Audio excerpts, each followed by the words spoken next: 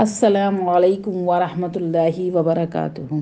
رب زدنی علما رب زدنی علما رب زدنی علما رب اشرح لی صدری ویسر لی امری واحلل عقدۃ من لسانی یفقہوا قولی۔ اللہم انی اسألک علما نافعا ورزقا طیبا وعملا متقبلا۔ جیسے کہ ہمیں معلوم ہے کہ نبی صلی اللہ علیہ وسلم کو آخری نبی بنا کر بھیجا گیا ہے اور اس پوری کائنات کے لیے انہیں رحمت للعالمین بنا کر بھیجا گیا ہے۔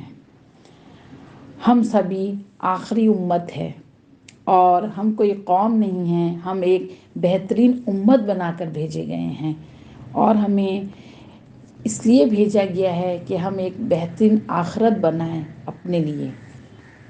نبی صلی اللہ علیہ وسلم کو 40 سال کی عمر میں نبوت عطا کی گئی۔ اس وقت ان کے اوپر ایک خوف طاری ہو گیا تھا۔ نبوت سے پہلے انہیں امین اور صادق کہا جاتا تھا کیونکہ وہ اپنے اخلاق میں کافی عمدہ تھے اور کافی سچے تھے۔ نبوت ملنے کے کچھ سالوں تک وحی کا سلسلہ روک دیا گیا تھا۔ اس وقفہ میں نبی صلی اللہ علیہ وسلم پر کافی رنج و غم کی پریشانی تھی۔ وہ ان پر ایک فکر مبتلا ہو چکی تھی۔ وہ بہت پریشان رہتے تھے اور اللہ تعالیٰ سے انہیں ایک امید ہونے لگی تھی۔ وہ ہمیشہ غم فکر اسی میں افسردہ رہتے تھے۔ دراصل اللہ سبحانہ و تعالیٰ کی ہر چیز میں ایک حکمت ہوتی ہے۔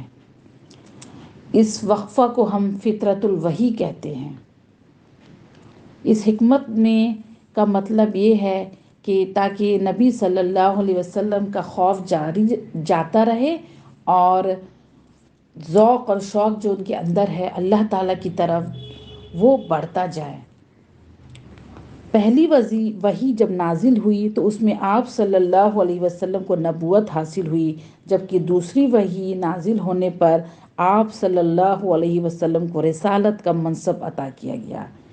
یعنی دوسری وحی میں ان کو ایک مشن دیا گیا۔ وہ مشن تھا کہ اب انہیں دین کی تبلیغ کرنا ہے، اب اس دین کو آگے کی طرف بڑھانا ہے۔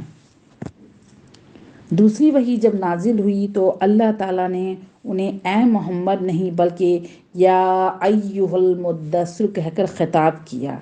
اس سے معلوم ہوتا ہے کہ اللہ تعالیٰ کو نبی صلی اللہ علیہ وسلم سے کتنی شدید محبت تھی۔ اس واقعہ سے ہمیں یہ نصیحت ملتی ہے کہ جب کبھی ہمیں مایوسی آئے، کوئی رنج و فکر غم آئے تو ہمیں نبی صلی اللہ علیہ وسلم کی زندگی کی طرف دیکھنا چاہیے کہ جب ان پہ کوئی پریشانی لاحق ہوتی تھی تو وہ صرف صبر اور نماز کے ذریعہ مدد لیا کرتے تھے۔ لہٰذا ہم ان کی امتی ہیں، ہمیں ان کی سنتوں پر عمل کرنا ہے، ان کی سنتوں کو زندہ رکھنا ہے اور ان سنتوں کو زندہ رکھنے سے نہ ہماری اس دنیا میں ہمیں کامیابی ملے گی بلکہ ہمیں آخرت میں بھی اس کا بہترین اجر ملے گا۔ نبی صلی اللہ علیہ وسلم کی سنت پر عمل کرنے کے لیے ہمیں ان کی زندگی کو اور ان کی سیرت کو اچھی طرح سے غور و فکر کرنا پڑے گا، ان کی سیرت کو جاننا ہوگا اور ایک بہترین آخرت بنانے کے لیے ہمیں اطیعوا اللہ و اطیعوا الرسول اس آیت پر غور و فکر کرنا پڑے گا، کیونکہ ہم جو ہے ایک بہترین امت ہے اور ہم ایک مسلمان ہیں۔ الحمدللہ اللہ تعالیٰ ہمیں نیک صالح بنائے، دین پر استقامت عطا کرے اور آخرت کی فکر ہمارے دلوں میں زیادہ سے زیادہ ڈال دیں۔ یا مقلب القلوب ثبت قلبی علی دینک۔